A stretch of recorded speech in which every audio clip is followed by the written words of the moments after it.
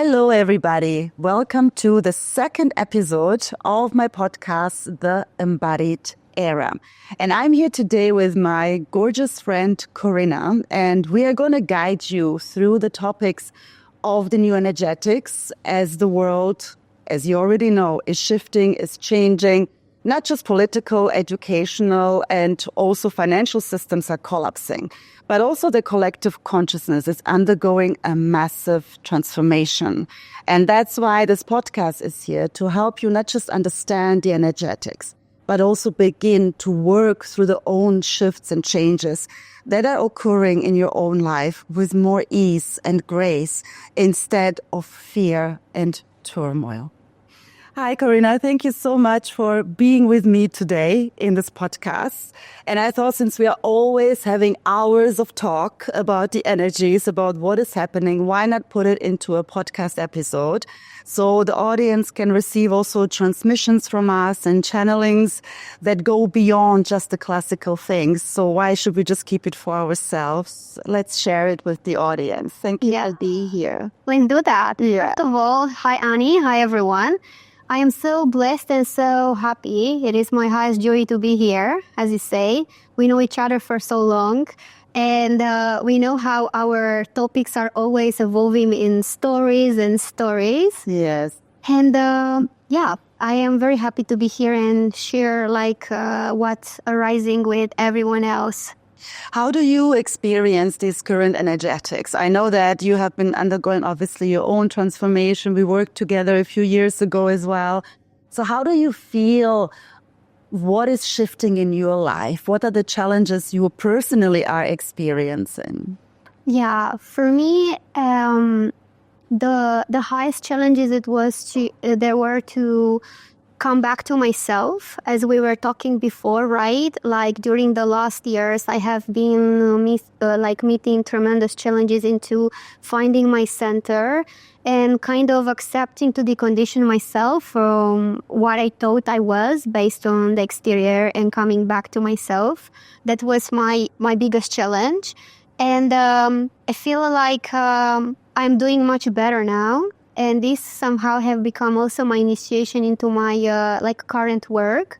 But working with my emotions, letting go of the stories that are holding me back in the present moment and are not needed anymore, were really challenging for me, because when they surface, they bring a lot of charge, as we know. So letting go of that, it was hard because you don't always have the right instruments.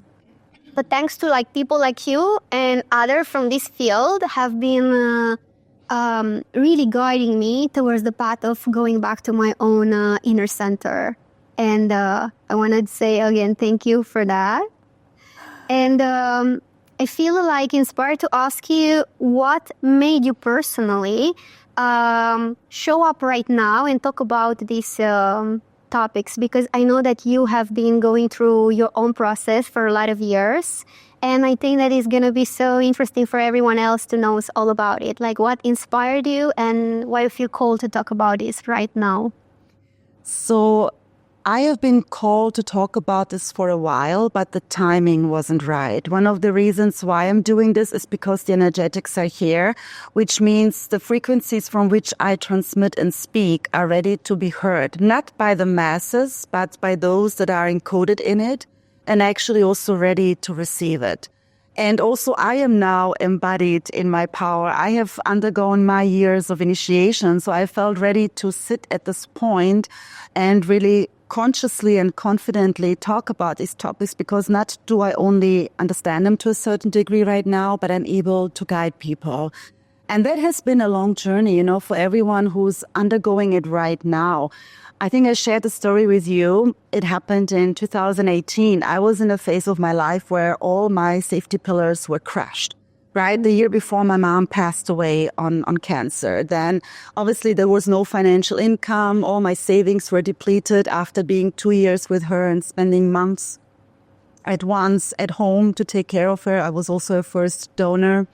So it was a very difficult time. My relationships, of course, also weren't flourishing. Nothing was working. And I remember in the summer of 2018, I hit such a deep hole. that I didn't know anymore what I was doing. Because you have to imagine, we have these pillars that are basically governing our lives, right? The safety that we experience, whether it's through family, relationships, financially, purpose, whatever it is. And mine were like all smashed with one vibe. And I was standing there and saying, and now what?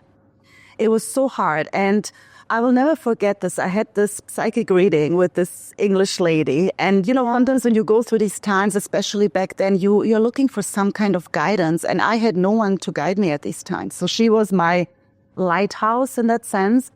And she's someone I think about a lot, because she told me, Anita, the reason why you're going through all of these initiations that people usually tend to go to at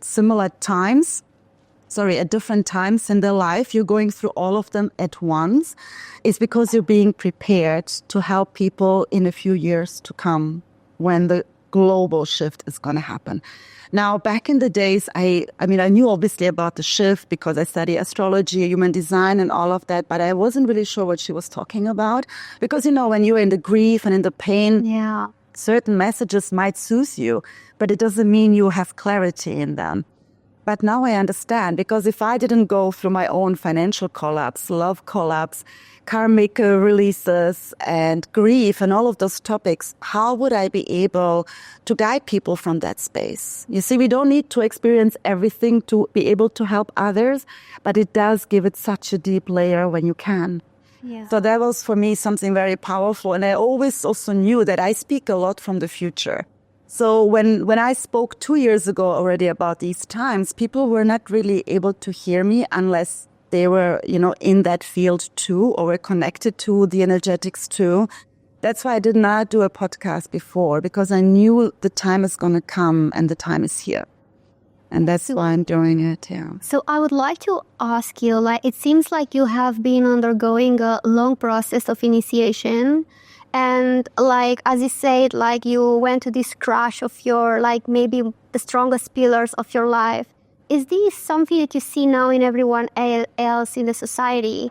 And what have you been learning from that? And you took away with you that you can actually share with others. So how this, from your own experience, how people meeting their own initiations could actually go through it easier right now? So basically, the first thing is that no one ever has the same initiations, no two people. It really depends on your karmic contracts, the codes you are carrying, what you are here to do, who you came here to be and to embody, and in general on your soul's blueprint and energetic grid that you have, right? So everyone is going to be different. And yes, I see people, I have a lot of from my subscribers, even clients, friends that are undergoing situations where everything is crumbling, where they're completely lost and confused, where old identities are changing in a way that they feel completely lost. So it is happening to different degrees for the people as well that I know, and of course for the collective as well. People are undergoing tremendous changes and insecurities and fears because the old ways of safety that we know are collapsing.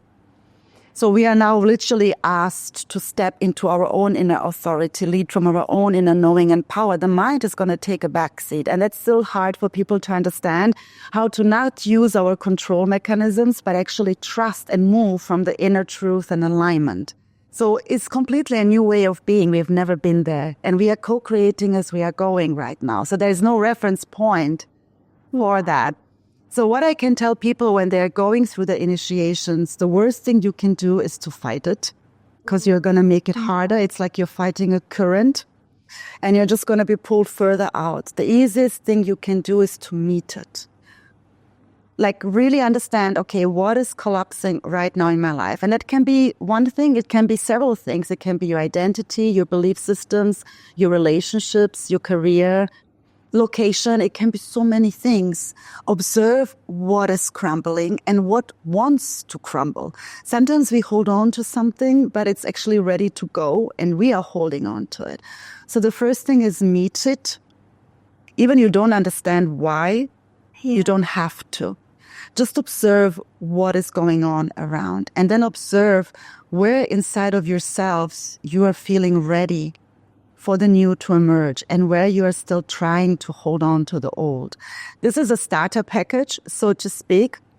because everyone is going to be different, but it's important to really sit down and become clear. Not get lost in the confusion. Confusion is part of it.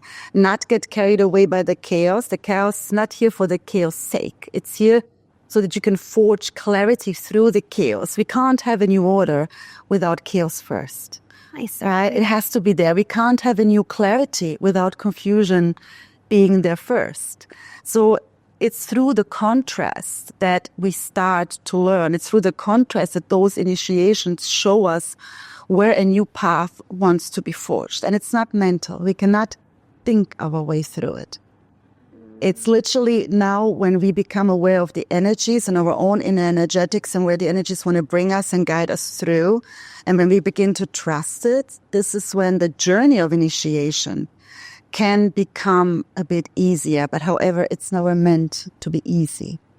I see. So I understand that we basically have to pause and reflect a lot more than before, rather than going into mind programming and trying to solve everything out. Like just be guided to inwards. Exactly like I was also undergoing this, right? For me, it was a challenge to stop and to actually question things in my life, because I was always trying to make things work, right? So having like that space of inner reflection, even if I would listen to a lot of people around me, it was hard to listen to my own self. But I understand from you that it's very important to pause and to understand that maybe life, the universe, the whole process is asking us for this inner reflection, right? So I would like to ask you, beyond that, what will be the next steps and what the people can take in their life to go forward, and how they can work with the new energetics? Because you're talking a lot about it in our conversation on your social media, and this is very powerful. So the new energetics, they're already here, right? So we talk about it like when it's happening, and people speak about 2027, especially in human design, And we are in this time frame where the new grid is already there. It just has not been locked in. It's waiting for the right constellations to be fully activated. But they're already here. And Eckhart Tolle had this beautiful quote that I love so much. He says, the new is already here. The old just makes a lot of noise die. Yeah. Right? But ding, ding, ding. But you can ask yourself, what old in your life is making a lot of noise, dying right now? What is it? And then to look at it and ask yourself, why am I so afraid of it? You see, when we can build within ourselves a strong field, we learn that nothing that happens on the outside can break us in that sense. That everything that is going on inside will be the reflection of what you experience outside. And that's something I really did not understand before. It was annoying me when people would say that. I was like, what do you mean? Like, I'm not responsible for this and for that and my mom's disease. And it's hard to understand these things when you're going through the process. But when you reach the other side, this is the first time I realized what it actually means. Because when you carry that peace inside you, it doesn't mean your life will be glowy, you will have zero challenges and everything will be airy-fairy. No, it does not mean that. But you react not anymore to outside events. You respond differently. Yeah. You behave differently. There is a sense of walking in peace and clarity at that stage. So going back to what is dying in your life is allowing it to die. Allowing it to be transmuted into something new and not be afraid of it. The truth is we can't go back. I see. There is no going back. So the only difficulty we can do to ourselves and the only mistake, so to speak, would be to fight the new that wants to emerge. And it's not about, because people ask me, when are we getting a breather? I feel like things are just smashing and crashing in my life. And I know exactly what they mean. I've been through this. And it's difficult in this moment because you're like, I'm still human. Like, I just want to breathe. I don't care anymore about the spiritual stuff and the energetics, right? Because we are still in a human body and it can get tiring and exhausting. And sometimes we just want to go back to a normal life and enjoy our life. Yeah. However, the normal that we know, was it really ever normal? Was it ever that which it was meant to be for us, right? So every decade has its own evolution. And we are now in a new cycle because the earth rebirths itself every 24,000 something years. Yeah. Right? That's when the tectonic plates of the earth shift. And also in the Kali Yuga, we are now in the ascending cycle. So that means the consciousness globally is rising. You cannot ignore it. And yes, there will be a split, but it's not a split because of separation consciousness. It's a split because the truth frequencies are coming in. These are truth frequencies. So you can no longer stay in illusions. You can choose to, but it will be very painful for you. So the question again to ask yourself as well, where have I been living in illusion? Where have I created for myself protection and defense mechanisms to justify my behaviors, to justify my decisions, even though I know they are not based on the real truth inside of me. They're based on a truth that I have created to be able to do certain things or to live with certain experiences that might have harmed me or that I just thought I needed, I wanted. So it's basically doing a real good cleanup within your own system, what you believe, why you do what you do. And that's going to allow you to separate yourself in that sense from what was never yours to begin with. And we are in the year of the snake, so we are shedding layers. You're shedding that old identity, you're shedding that old identity. And it can be painful because what our identities is what we build our whole understanding of the world around. So if that crumbles, you're suddenly in the place where nothing makes sense. You don't even make sense to yourself in that moment. And that is a normal part of it. And you're never, I always say to people, you're never lost. You're just in this moment when you go through this, you're undefined. I see. You're in the void. And the void is the place from which everything new emerges and is reborn. But we are afraid of the void because the void represents the unknown. And we don't trust the unknown. I see. So I'm hearing that this is basically a global experience and any one of us is like kind of pulled into it. What I want to ask is, because again, we are used to relate to each other, right? To our families, to the societies, even like to like our friends, like to the books that we read, to our learnings. So I know, as we were talking before, how hard it was for the both of us to just kind of turn inward, and this was a challenge. So I would like to ask you, how can people actually tune within themselves more, and how important is for them to rely more on themselves, as we talked the previous days, and to let go of the exterior conditioning again? It is crucial to move forward with.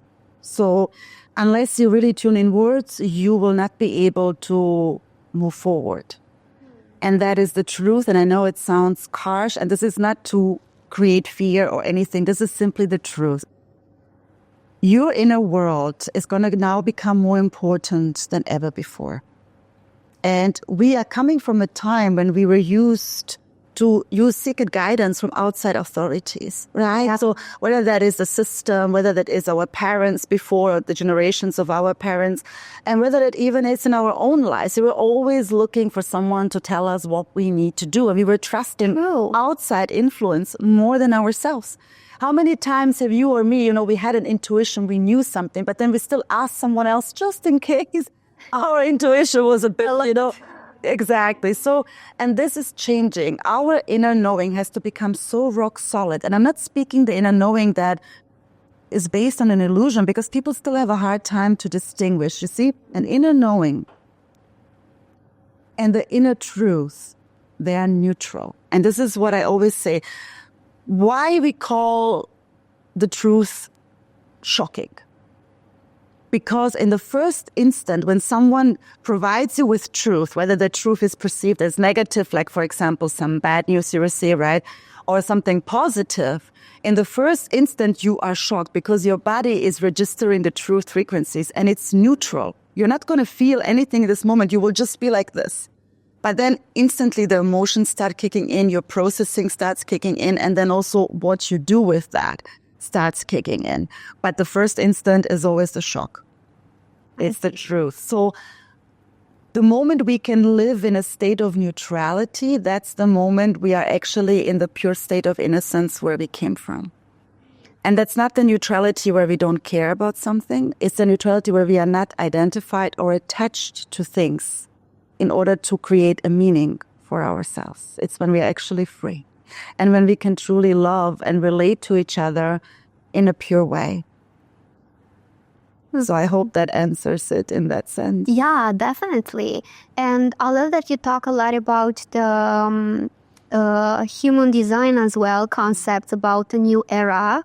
And you know that we are always talking about it. So I would like us to touch a little bit up on that. So again, I'm hearing we are going through this like global initiation. And what I want to ask first, how important it is for us to be connected with our own spirituality, and how we can distinguish between true spirituality and false spirituality, false light.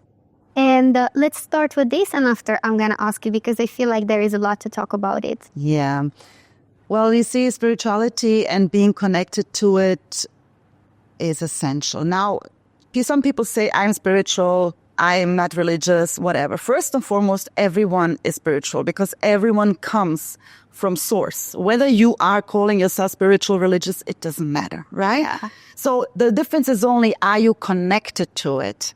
Are you practicing it for yourself? So that is the only difference. You cannot not be spiritual, right? So you are connected to source, which makes you spiritual automatically. So people need to also learn that it's not possible to not be spiritual, right? Moving forward, though, when we look at spirituality, how many teachings have you seen out there? How many podcasts maybe have you watched and observed that rang true at a certain time, but don't now?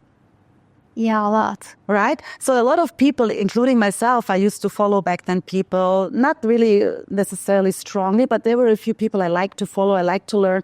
Today, I don't relate to them. And it's not because they are wrong or something was bad. It's simply I realized that certain teachings, even back then, didn't relate to me. I did not understand them. I didn't need them. For me, it sounded nice, but I wasn't able to apply it into my life. And that's also because the new era that is coming has always been planned. It's not something new, right? So whatever we call the opposite of that light had an agenda because they knew it was coming. It cannot be stopped. So what does an agenda mean? A lot of the light and the teachings have been inverted. And that's what we call the false light teachings. So either they are not complete or they're based on half-truths and they make others dependent on them.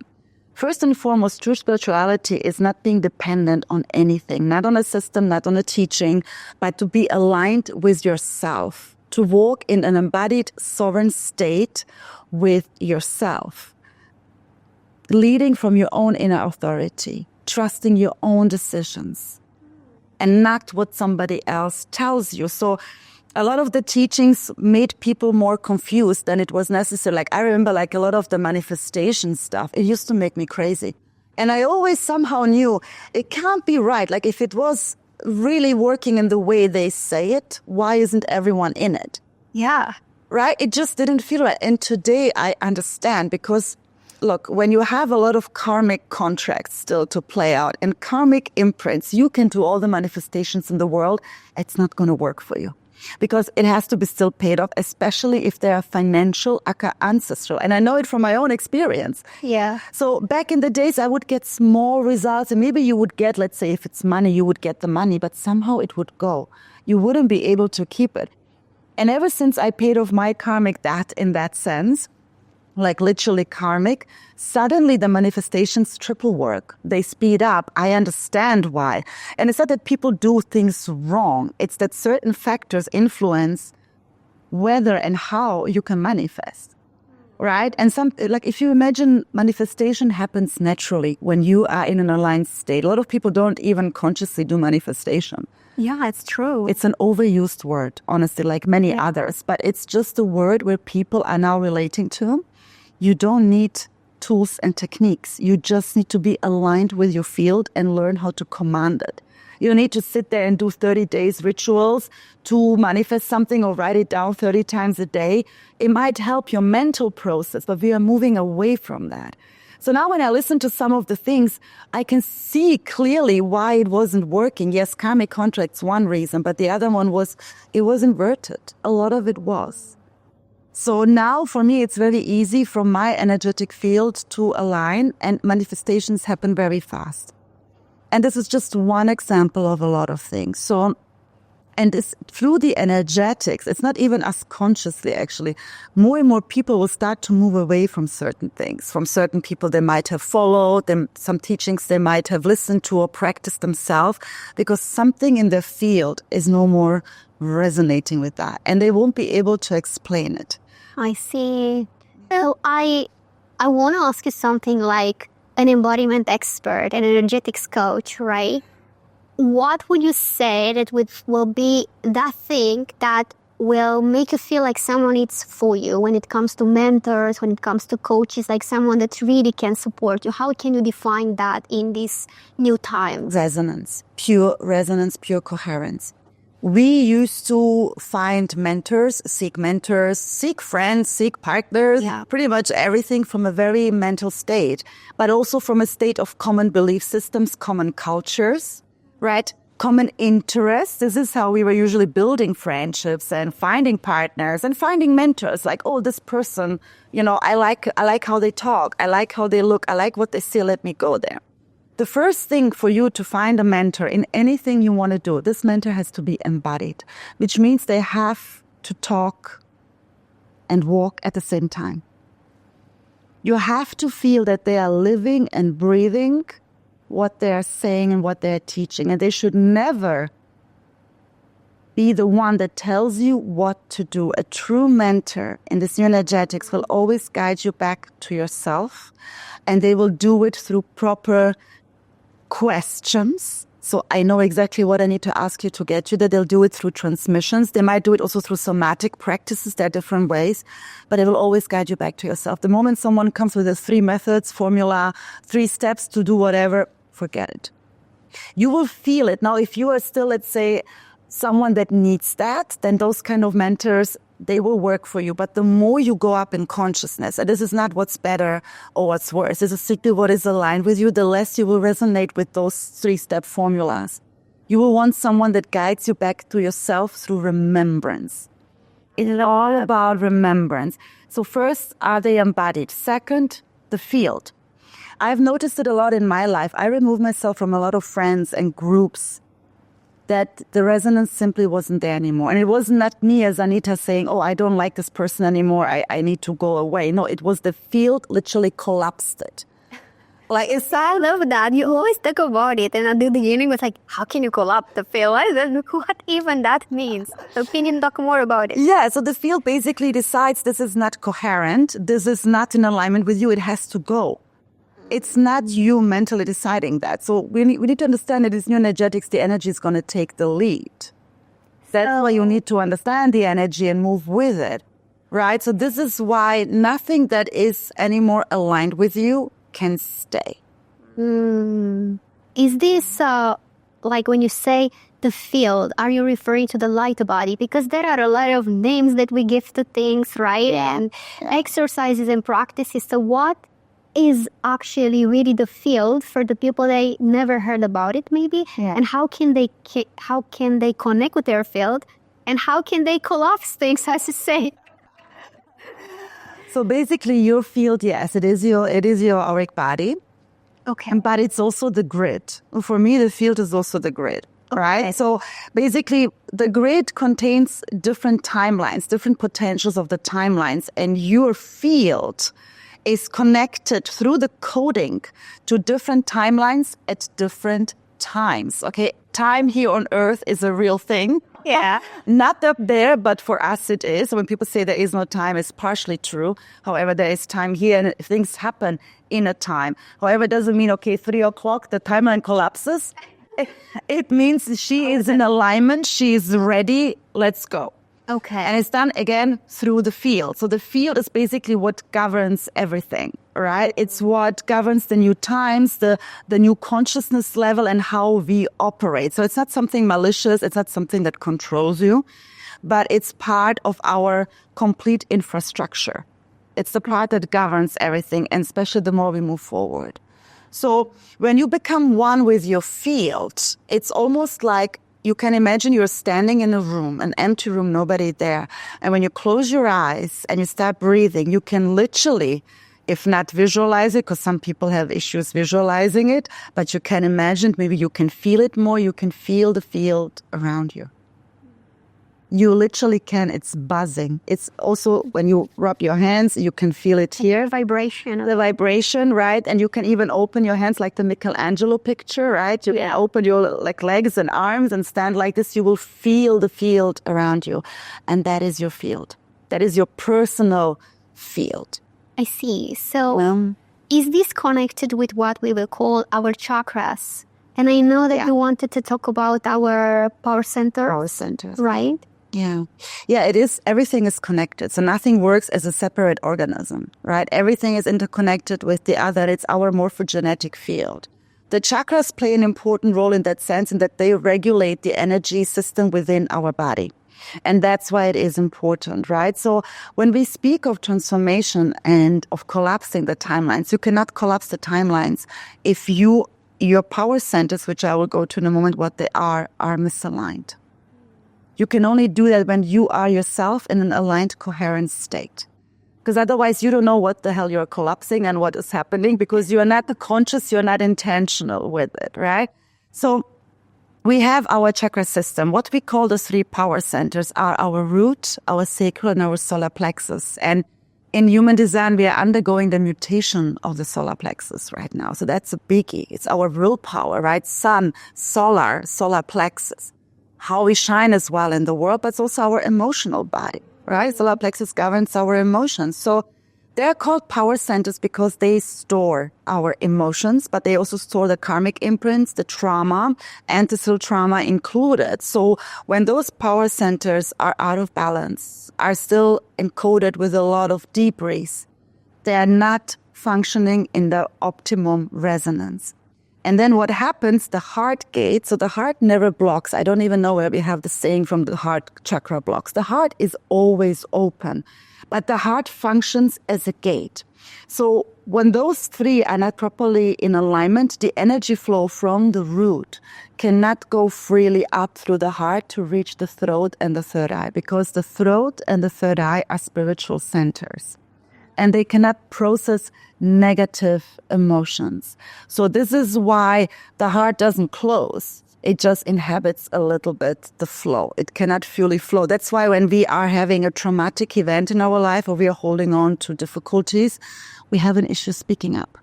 It's true, yeah. Yeah, or when something is really difficult for us, like sometimes we either don't speak, we shake, we can't swallow properly. And that's because especially the womb is connected to the throat.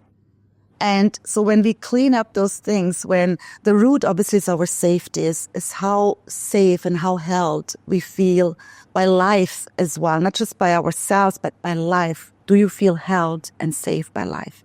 It's also our material existence, because we are in a material world. So food, shelter, safety, security, Maslow pyramid are the baseline of everything. It's also our connection to Pachamama, to the womb of the earth, right? It's all happening here in the womb space. And then the sacral is our sexual energy, is our creation. The most powerful energy in the world is sexual energy. And that's also the one that's most corrupted. It's our center of creativity and of creation. Everything is birthed there. So when we have distortion in that place, when we don't honor this energy, then we have an issue expressing ourselves truly and fully, right? And then the solar, emotional mismatch, emotional dysfunction. When we are not able to express emotions, when we are afraid to express emotions, or when we are wildly expressing our emotions that don't make any sense actually, and not logically, I'm speaking in our body, because we have trained the emotional body to overreact and to not feel safe or to suppress. So it's not about one or the other. It's about finding the balance in both, because they're both pulling on the same string. And then once we do that, those power centers start properly rotating in the right direction that they have to rotate. And then the flow of energy can, like a water, like if you close the dam, the water is not going to move through. When you start opening the dam, the water moves. And so your energy inside your system is aligned. You start to feel safe within your body. And when you start feeling safe within your body, you're safe within your being, within your decisions, you trust your knowing, you live in your own inner truth, and you move like this in the world. You don't move anymore out of fear, out of control, out of protection. You know you're safe.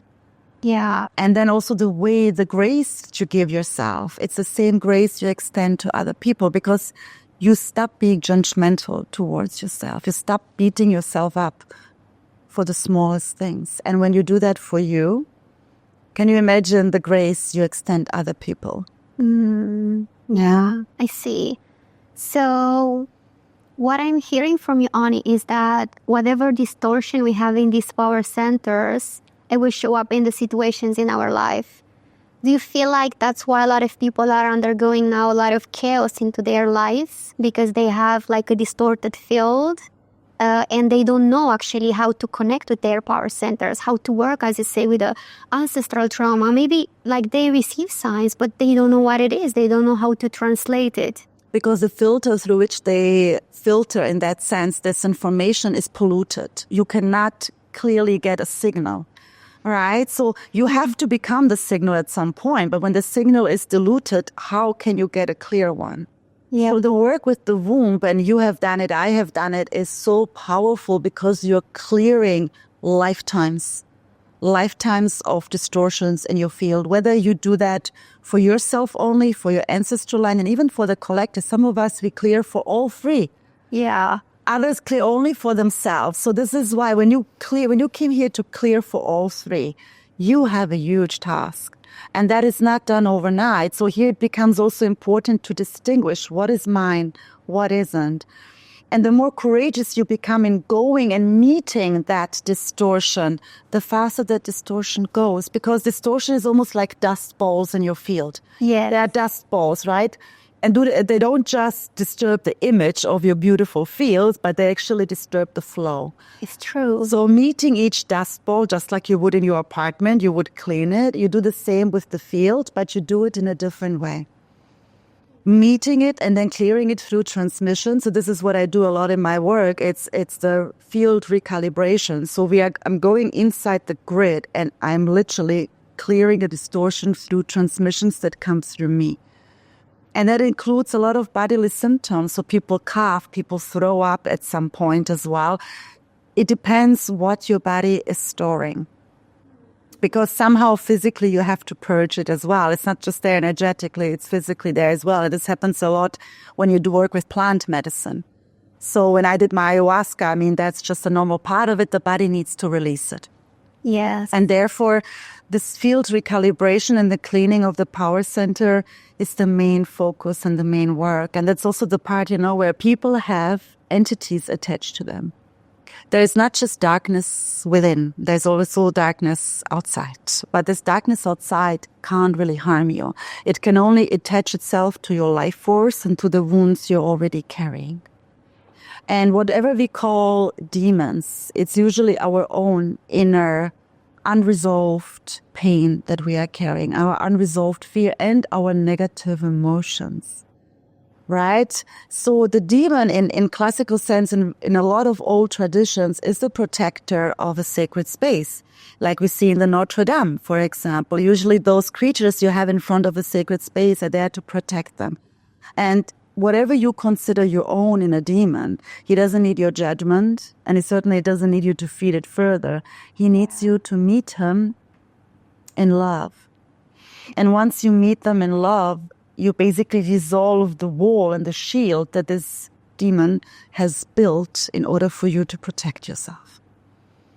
So this is also a big part of the clearing of ancestral lineages and the clearing of the field, is looking what is your energy and what is not your energy and what is coming outside from the field.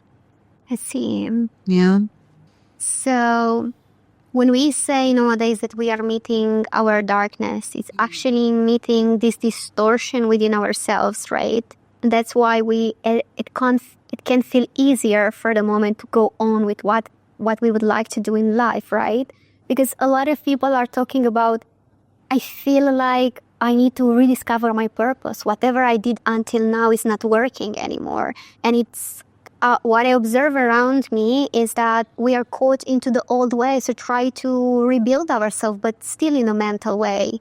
So I would like to ask you, because I know that you're working a lot with that, to be able to move forward and find your purpose or build it in these new times. What is actually needed? What there will be 3 steps that you can take right now. So there are no 2 steps things. So let me tell you honestly, you don't find your purpose. Your purpose shows up once you're in alignment and once you start walking the path. I love that. So it's not something you have to go and seek, or what is my purpose? And people think it has to be this huge thing. It can be you being a baker and being fulfilled in what you do and making your community happy with beautiful, healthy bread and berries and all of those things. So people have also this diluted, it has to be this big thing. I need to be here to save the world. You save the world by being yourself and by being embodied in your energy. This is how you create this ripple effect for everyone around you. So it's the same way like people say, how do I know when I'm walking the right path? You're going to be on it. The path is going to disappear once you start walking it. It's not going to light up for you to be, oh, I have to go this way. You start walking and the path illuminates. You start walking and the purpose opens up because the purpose is encoded in you. I see. And that is what makes it so powerful. When you are trying to find your purpose, you're going through the mind. And you're going through the logic and through what we know we can do for what we call work. But your purpose might be much bigger than that. And your purpose is usually multidimensional. Like if people would have told me 20 years ago, Anita, what do you want to do after you graduate from university? Oh, I want to collapse timelines and recalibrate field. I mean, I would have been looked at as if I was insane, especially back in those days. And how can you understand this? Back then, I had no idea about these things. I always felt things and I knew things and I always was here to bring the truth. I would always see the distortion in fields, but I couldn't put it into language. I couldn't put it into something that, for me, made sense at that time. Yeah. And a lot of things are now much easier for a lot of people because the collective consciousness is rising. We now understand a lot of these terms. We feel a lot of these terms. You're no more ludicrous when you do that. And I remember how many times you told me, my God, Annie, if someone would listen to our conversations and what we say. Yeah. Because it's a different energy level. It's a different frequency level. And things on a certain frequency truly feel like magic. It's true. Yeah. And everything goes by itself, aligns by itself, and you literally just have to stop fighting it. So stop searching for your purpose.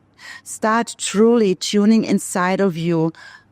Notice what wants to emerge, what wants to leave. If you carry distortion, if you carry pain, you know it. We all know it. We all have that inner wisdom and that inner discernment to know exactly where we are fooling ourselves, where we are not being honest with ourselves, and we are keeping our pain because we are carrying it like a badge of honor. We know it. So meeting all those parts of you step by step, honestly and truthfully, that is the first step. I love that. So no more formulas, no more like kind of manuals. I love this because this opens up another question. So what these new energetics wants from us and what they don't want from us? They want us to be in our power. And they want us to really be in that coded energy that we are and live from that space in inner unity, in inner unconditional love, and in inner embodiment. This is all about embodied sovereignty. A sovereign being cannot be manipulated. A sovereign being does not live out of illusion, out of manipulation, even from itself towards others. It doesn't live from reactive modes, from vengeance modes. It's in tune with itself. So basically, these new energetics are asking us now to become the embodied, sovereign individuals that co-create with the universe from our own inner coding. What it doesn't want us to do anymore is to stay in old pain, is to stay in old trauma and carrying it like a backpack that for a lot of us has never even belonged to us in the first place. You can no longer take it forward. You see that the split, to go back to the split, it's not a place, it's a frequency. So you either go forward or you stay back and you keep repeating it for another cycle. It's a choice you are here to make. You're always given a choice. And some people won't be ready to go this path. They will want to stay in the old. They still have things to go through and to learn, and that's okay. But for those who are ready, they need to be radical now. So no more turning back, no more excusing yourself. Have grace and compassion with yourself, but move forward every day, one step at a time. And if old echoes creep in from old pains, old experiences, old like, oh, I know this already, I've been there 10 times before, do not entertain it. Understand that it's an echo and that it holds no more power over you. And this is how you collapse timelines, because the old doesn't have power over you anymore. You stand in sovereignty and you stand energetically in that sovereignty, and you command the field through inner knowing and saying, this is the only path I'm going now. Everything else I refuse. And this command in itself changes everything. I see. And it's very powerful. So how someone can understand they're undergoing a true real initiation? A true initiation is, I call, ripping you naked. So it goes back to the story of Inanna, who was the first goddess to walk the 7 gates of the underworld. So there are different stages in initiation. But usually it starts with a life crisis. And I'm not speaking of the regular life crisis we have at a certain age, midlife crisis, which is astrologically also a recalibration actually of a new identity, because we are, in that sense, assessing how far we have come and whether the old can still move with us forward, right? But when it comes to the initiation, you're always ripped away through an outside event, usually. Because we humans are complacent. We won't change much or do much unless the outside becomes so inconvenient for us that the unknown is better than what we know. And that's why initiation will happen. So either you realize that certain things in your life no more work, that used to work, whatever that is. You might realize that you get more resistance for the ways that you usually are accustomed to. You might lose your job, and that's something that is there. You might suddenly lose your partner, or you will wake up one day not knowing why, wanting to leave your relationship, wanting to leave your job. Maybe suddenly a belief system you held on to all your life feels like a lie. Yeah. So it's basically a whole identity crash, a whole safety crash for someone. It doesn't always have to be. That's why I don't want people to think, oh, okay, I don't have this, so it's not an initiation. Yeah. It is when your inner world starts crumbling. And when you realize that living the way you used to is not working anymore. And that's when you start. That's when you really know, I am going through an initiation. And there are different levels of initiation, again, depending on your soul. Some of the toughest initiations are tough love and losing everything you have. And that doesn't need to be people, but it can be possessions. It can be belief systems. It can be old identities, right? So it can be many, many things. And this is how you know, okay, I am undergoing an inside of yourself again. You will feel it. You will feel something is changing and there's no turning back. And I'm sure everyone who is in this knows that for themselves. Yeah. For sure, yeah. So what would you love for yourself to know when you started your own initiation and you didn't know at that point and you know now? I would have loved for someone back in the days to tell me my human design. Because I'm a 6-3 projector with a clarion cross, which means I'm here to shock those that are ready with the truth. Yeah. 6-3 is also the last one of human design. So we are here to prepare, to break the status quo and to prepare those ones that are starting new, or the collective that we are starting new in the 1-3. And we are here to learn and to embody wisdom through trial and error.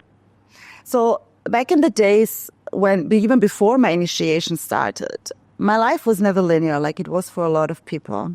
And I never wanted a linear life. But oftentimes this was seen as a failure. This was seen as me not knowing what I want. That was seen as me jumping from one thing to another without actually finishing a lot of it.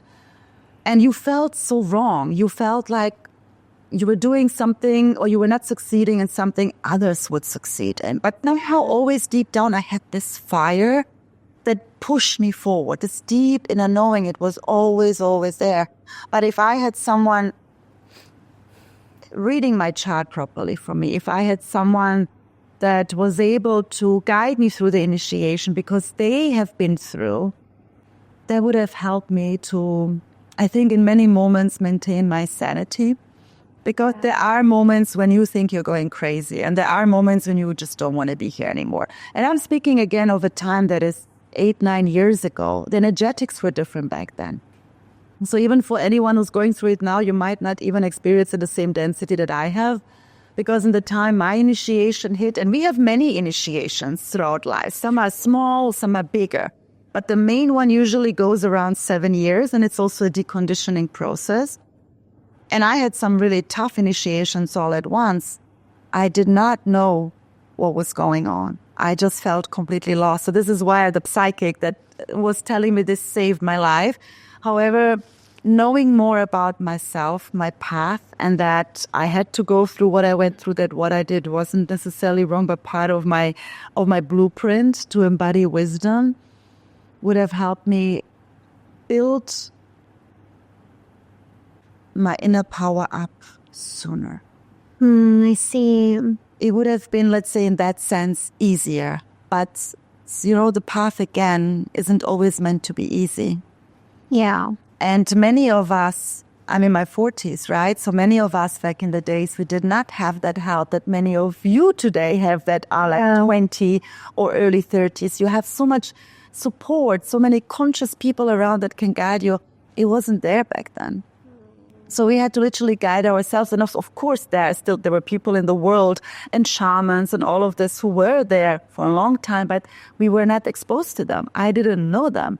No one was guiding me towards them and said, hey, Anita, you need to go there. Maybe this one can help you. Because no one was there in that mindset or in that frequency. I see. To get you there. So it seemed like that psychic was activating you big time into going on to your spiritual path and finding yourself again into a different way. Musically, what she did, the psychic helped me understand that what I'm going through is not because I did something wrong. It's not because I've been punished. But it's literally here as a preparation, and that changed my perception towards the path. I felt less as a victim, because I have to admit, when we go through initiations and they're rough, we can at times feel like a victim. We can, because we feel, what have I done? Why is everything going wrong? Even though we are doing everything we can from ourselves. But that victim feeling never lasted long. And anything that was there that felt as a victim feeling turned completely into self-empowerment, into self-responsibility, self-accountability. And that's a powerful free state to really be in. So now talking again about the shift and moving towards 2027, because this shows up again a lot into our conversations. What do you feel like the people need to know right now in order to be prepared? And I know that you will say nothing can prepare you for that, but what can you reveal from your own understanding and process that could support at this time in understanding this transition better? So what is happening right now is that we are releasing lifetimes of victimhood mentality. Lifetimes, literally. All these concepts of narcissist versus empath, toxic masculine, wounded feminine, all of these things were concepts that at some point gave us meaning. But they also kept us trapped in the same loop because we identified ourselves with it. And all of this now is collapsing, is being removed basically from the consciousness level of a lot of us that are going further up and up the frequency. And because of that, what happens when we are being removed with that victim mentality, what steps into its own place is the inner authority. Because when you don't see yourself anymore as a victim, you take your power back. Because every time someone else has the influence on you, you're giving someone your power. So we are now step by step taking the power back of our own lives, of our own behaviors, of our own thoughts, of our own mechanisms, of our own energy. And we are becoming completely self-reliant, which means not reliant on a system, not reliant on someone else, completely self-sufficient. So we are moving from a more, let's say, tribal state where we needed the community to survive to an individual sovereign state that if we are in communities, we are operating from a sovereign individual state, not from a people-pleasing state, from a state of we need to do this in order to belong somewhere. But it's going to be we are choosing any tribe, any community from a state of coherence. And again, it's not us consciously. The field is going to bring us together. So whereas before it was about common interests and belief systems, cultures a lot. Yes. Right? And outside authorities. Someone leading, guiding, here it's going to be mutual. So no one is going to be over the other. Mm-hmm. We are all going to co-create with another. No one is going to be, in that sense, ahead of you or behind you or next to you. It's going to be coherent. What does it mean? Those that are on a frequency bandwidth together, that are having resonating codes, they're going to find each other. So it's going to be basically groups built on that coherence. It doesn't matter your socioeconomic background or what you do. This is not important in the energies. The important is where you are at in your frequency and what did you come here to do in order to serve. Yeah. And that's how we are going to build. So it's going to be a state where there is no more competition. There is no collective jealousy of who is doing what, looking up to someone else. We are removing, in that sense, the role models we looked up to. But what is now becoming a true role model for the collective is those that are embodied in their sovereignty and in their frequency, who are present with themselves. I love that. So that is changing. So we are moving into a state where we are truly leading our lives from within. From within ourselves. Talking about leading ourselves from within, you said something about the codes. Would you like to expand a little bit on that? Because we usually talk about it, and sometimes I feel people have a hard time of understanding what the codes are and how they are related to our maybe mission in life or purpose and how we can even activate them. Yes. So the codes in you have to imagine it like a computer system. Okay, let's say you have a wall, it's a hologram here. This is how I see it. And the hologram has different symbols, geometrical symbols, what we also know as the Metatron cube or the Merkaba, right? And then it has different programmings in terms of numbers. And oftentimes I see them just as dots. Yes. And the dots have like circles even around. And then each one of us has a different coding. In a sense, you can envision it like a computer. I love that. That we are wired all in our own unique way. So no two people, again, have the same coding. So your coding is based, again, on your soul heritage. And I speak of the galactic heritage. So I don't speak of your soul heritage, whether you're from Africa, from Europe, or the US. I'm just speaking of your galactic heritage, which a lot of us are here from several planets, not just one. A lot of us are here from ancient Lemuria, Atlantis, Kemet, and we find each other right now. So the coding that we are having, we were coded for this time to bring in those new energetics through inner coherence by clearing timelines of karma and trauma imprints. I see. So the coding, again, is based on your blueprint. So it's like having a key to certain doors that only you can unlock. Yeah, No one else. Can we, based on this, send in the world to the people that are watching us right now message to help them understand, for example, they are not crazy? Because in my own experience with like sometimes my work in conversation with people are starting to say, I had these visions, and I have a vision like I was, let's say, I don't know, a priest in other lifetimes. And sometimes there is this misunderstanding. It's like, oh my God, I start to hear voices. I feel these goosebumps. And sometimes we judge these experiences a lot, not understanding what they are. So if you could, based on your experience for so many years into this energetics world, send a message to people, what would you say? Like, starting with this, you're not crazy. First of, no, you're not crazy. Second of all, we come from a time age of Pisces. Pisces also rules religions and institutions. However, a lot of it was, again, inverted or incomplete or misunderstood. People trust more in science than they do in spirit. And a lot of the very famous psychologists, for example, like Dr. Carl Jung, he was also an astrologer, but it was covered, even though he wrote books about it, in order to make psychology more believable. Because how can you put psychology, aka science, in a sense, together with spirit, aka astrology? They can't go together, right? So now science is more and more catching up with, obviously, what the ancients always knew. And a lot of the technology we are having and that's coming up has been here forever. It has just been hidden. So it comes from different beings, from galactic beings that has been here on Earth. And I know that touches a subject that goes perhaps in a completely different direction. However, you are not crazy. The more we rise up in frequency, what happens, you level up from the density. Whenever something is dense, you have to imagine you're like diving, and you're diving in muddy water, in murky water. How clear is your visibility? It isn't clear at all. Yeah. So the moment you exit the murky waters and you go inside clear water, now everything becomes visible to you and you can see clearly, you can feel clearly.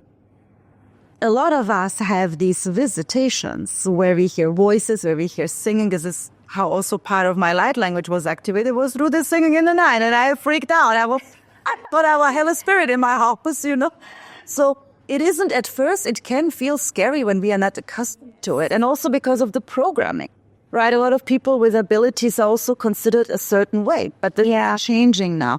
Trust what comes through. Trust what you feel. Your body is always going to communicate with you. Use your discernment. That is very important. Yes. But if you hear something, don't try to straight away analyze it. Don't brush it off. Don't use your logical mind, because what can the logical mind do in that case? It's like asking a 5-year-old to tell you how it feels as a retired 80-year-old.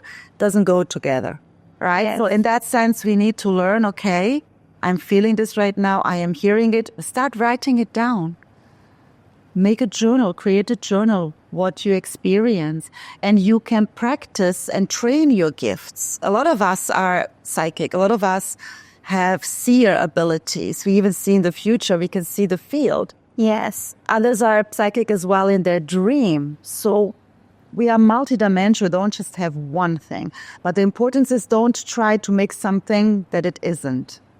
So because you hear something and now you're, maybe it is this and that. No, write it down, become conscious of what you're experiencing. And with time, you will, through your inner knowing, understand what is emerging and what kind of spiritual gifts are emerging inside of you. So the biggest mistake we can often make is take someone else's experience and make it our own. Yes. But really tune inside yourself.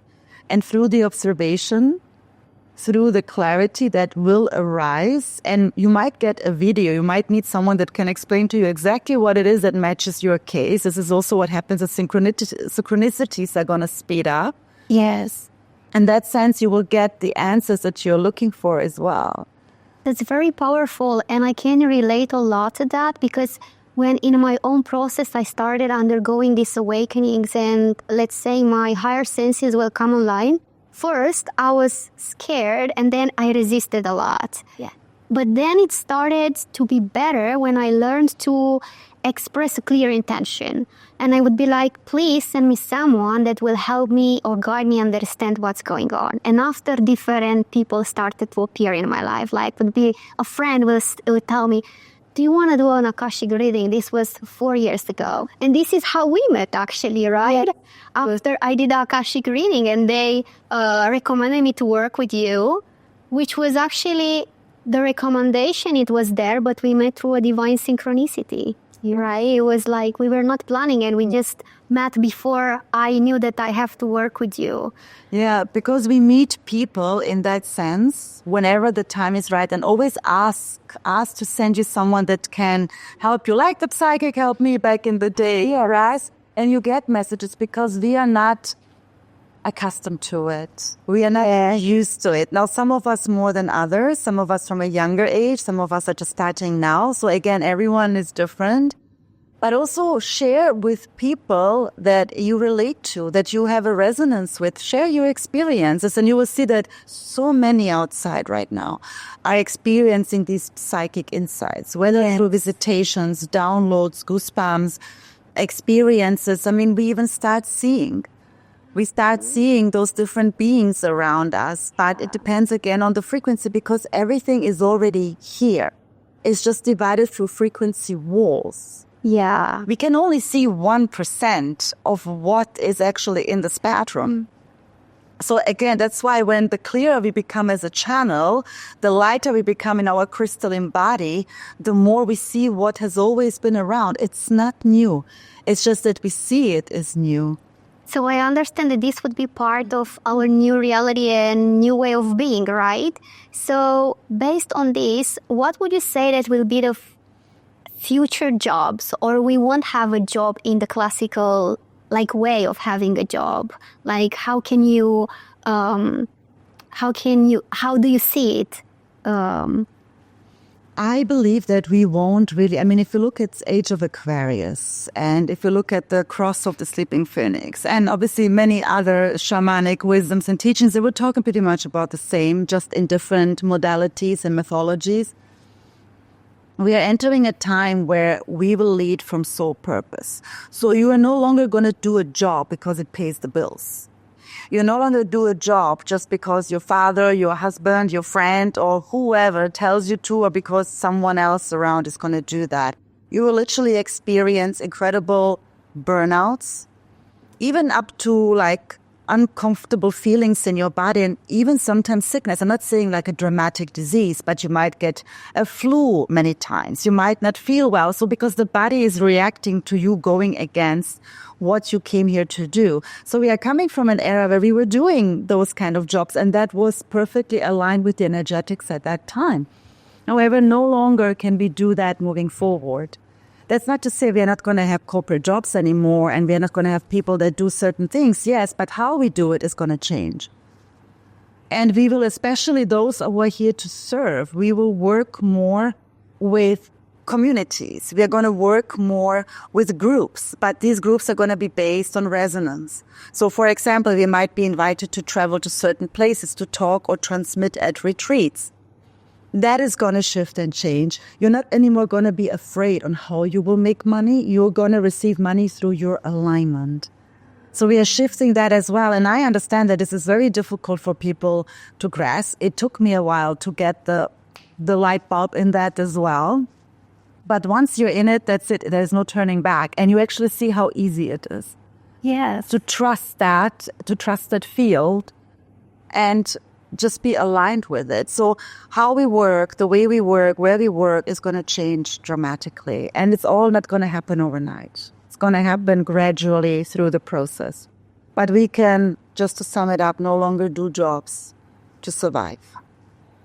I remember you mentioned a few weeks ago that our presence will be truly important for us embodying our abilities or gifts, and to that our presence will be really important. Can you share more about what that means?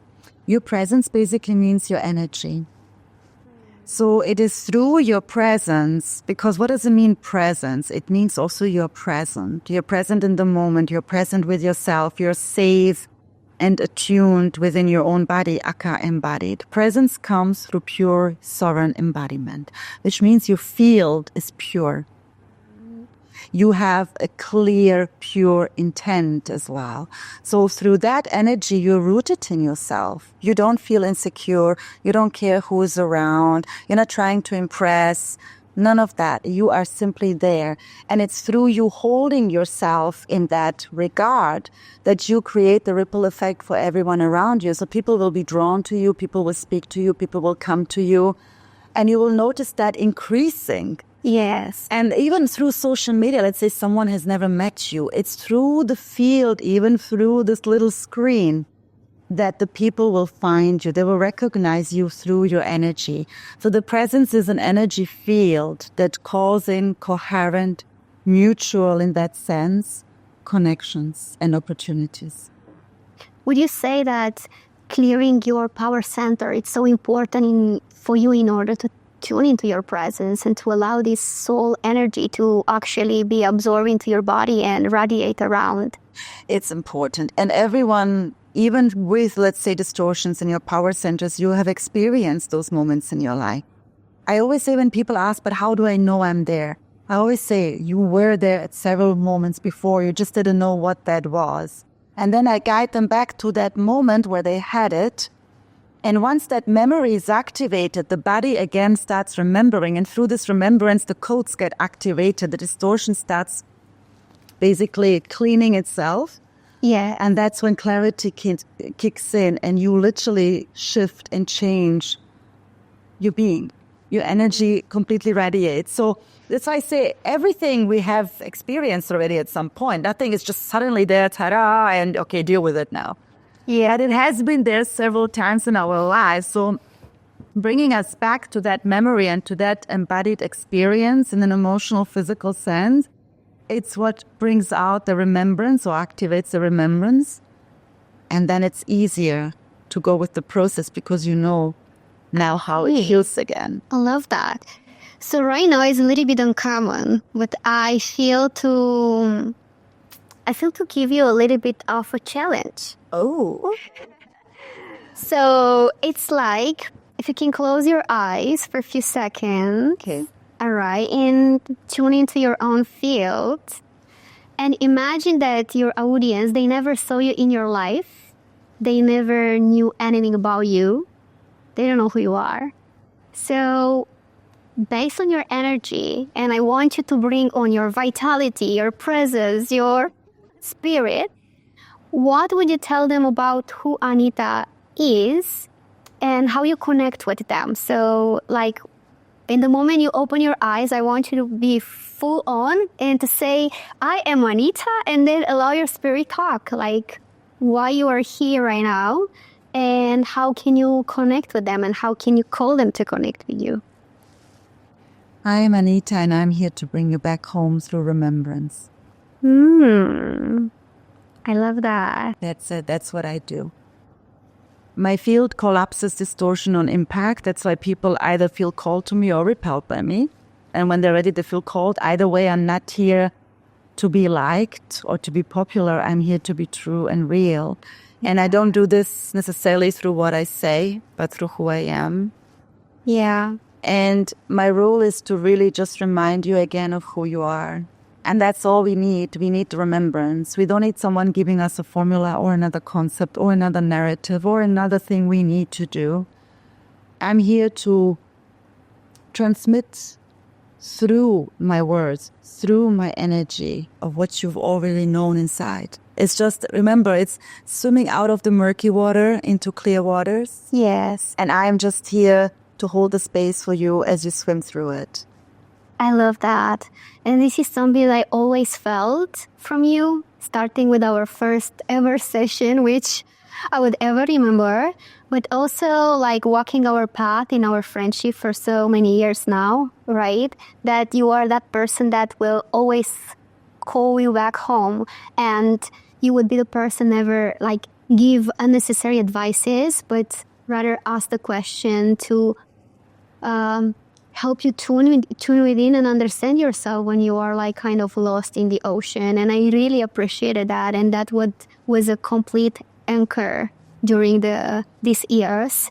And I think that it is such a beautiful like gift that you are bringing humanity at this point. And I'm sure that a lot of people in your life are also coming to you not because they necessarily listen to a lot of like of course they listen to your content, but it's not that like you give them a manual. I'm sure that a lot of people are saying, I don't know why I'm here, because I felt it. Yes, thank you so much for your beautiful words. And yes, it is really, I have so many clients. I just have one client now again from Canada. And she was telling me, Anita, you just popped up on my feed. I don't even know from where. I didn't even know who you were. I just knew I had to work with you.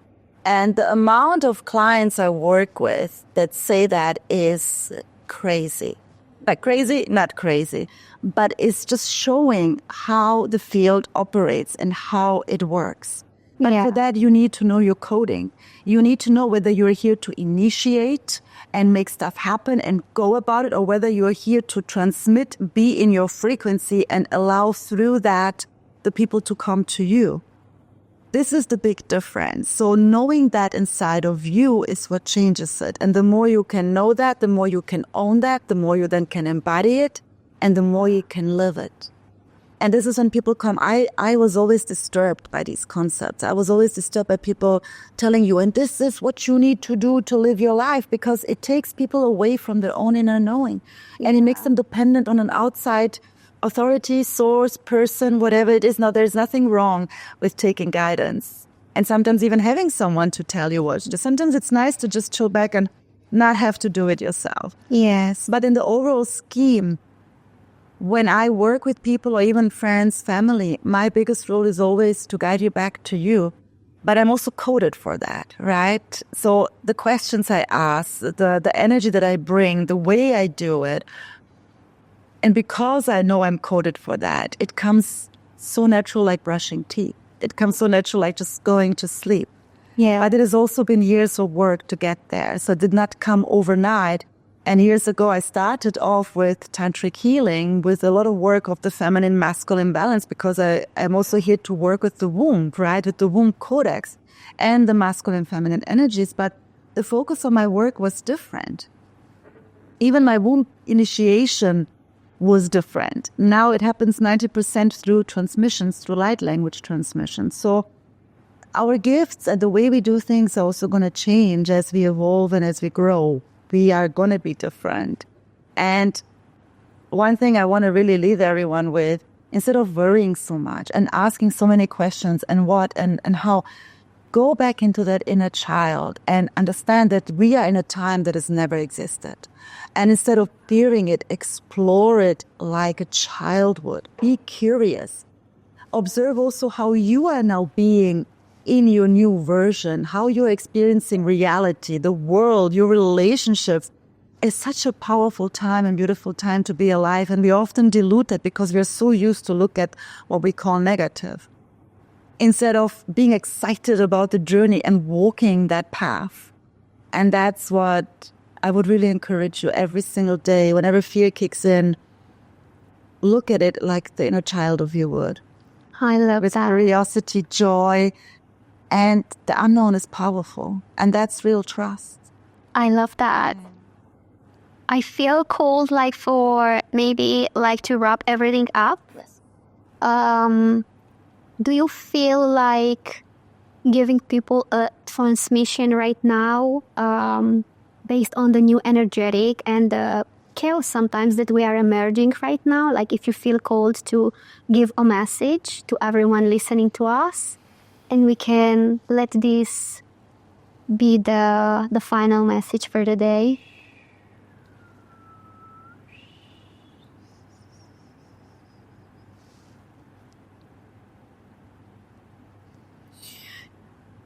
Beloved, you're being called into these times not to fear, but to evolve. You consider evolution as a necessity, but you look at it from a linear point of view, not from a true spiritual point of view. For you, evolution is still a timeline you need to fulfill, instead of a timeline you need to walk and collapse if it no longer serves your energy. Start to notice the little changes that are emerging in you, for there is no turning back. And the closer you are to your own energetic imprints, the easier the road and the journey will be for you.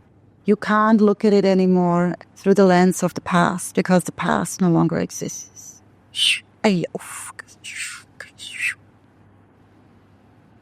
Begin to take each moment with a step of time, with a step of courage, with a step of that unshakable inner knowing that you are here for something greater, because you are. These are unprecedented times, times humanity has never experienced before. So stop looking for an answer in a past timeline, in an old book, for true inner wisdom is mostly not found in books, but it's encoded in your DNA. And it's emerging in a time when you're ready to receive it. Trust the process, and if it's hard, try not to go back to old forms of self-protection. You can see it as a test for yourself, no one else to prove yourself to. Do you want to keep staying in the old, or do you want to move forward with grace, with confidence? It is a time where humanity is together, not apart. And that is what should give you the strength to know that many of us are on this journey. We are many, we are so many. And now the many that go together in coherence and light will find each other. Beloved, walk this path, not because you have to, but because your soul chose it a long time ago. We are with you. You're never alone. You can call upon the council. We can call upon the light.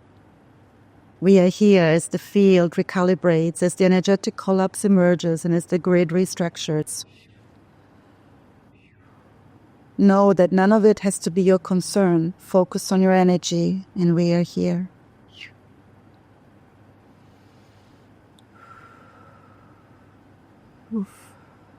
Wow, that was so beautiful. Devil him at the Galactic Council. So I just wanted to say, because I know you're so connected to that, like you're channeling them. And it was not like me personally wanting to ask you to do that. It was something that was coming through in the moment. thank you. And I was I am so happy like to assist to this, and you wrote them for us here. They are thanking, they're always here. They've been actually pulling me all the time to do it, but I'll be do a separate transmission through the council. I feel like it's time for you to start channeling them. And I feel like maybe even on your YouTube channel to create a series with them, because while you were doing it, it made me remind myself about the Cryan and about other channelers that are so popular now. And I feel like it is a reason why I wasn't ready to do it before, even though I've been channeling them for a while. But it was something I felt I had to be ready. And there is an inner knowing that from the July portal, I will begin to do that. You see, you don't just start doing it, you can. Yeah. But because I'm very connected to myself, to the field, I know when the time is ready for something, for people to receive the message. Because I'm not here to be another Chiron or another Bashar. I'm here to be me in that sense and to be the channel for those messages to come through. And I'm ready to do that. So thank you for bringing that in the podcast. That's so beautiful, for letting me take it out. Yeah, that's why we are here. And plus, I love how this is also another example, how things are coming when actually you're ready and it's the time. Because you have been saying that before a lot, right? Sometimes we see things and we want to speed up, right? And it's not yet the time for things to emerge the way that we want. We need that integration, and this is something that I've been learning from you all along, and so beautiful. We need that integration. That's why I say don't just look at other people that have the gifts and you think you might not have it, or you're convincing yourself to have it. You know, there is also this spiritual hierarchy and competition going on. That's such a nonsense, because when you're in your sovereign embodied state, you don't even feel competition because you're so centered and you recalibrate everything around you. So this kind of frequency of competition or jealousy or mimicry doesn't even exist. But you also understand when your time is coming. Light language took me a while to be birthed through me. It was almost like I was resisting it. And everything that came to me from many things that you know, like with Mother Isis and many others, was never something I sought after or I looked into. It was something that always came to me. Yeah. And that's when you know something is for you, because it comes to you. You don't chase it. It comes to you. So allow this process to unfold in the way it has to. And that's when you are really going to be pure. And when I speak of pure, I don't speak of naivety. I speak of the purity and innocence of intent. And that's going to shift everything. So thank you, Corinna, so much. And thank you, everyone. who was tuning into this episode today, which was very different. I hope you enjoyed it.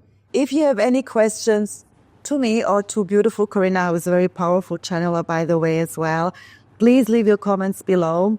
I'll see you soon for my next podcast episode. And please remember, do not look at things in a timeline of linear space and time that you know.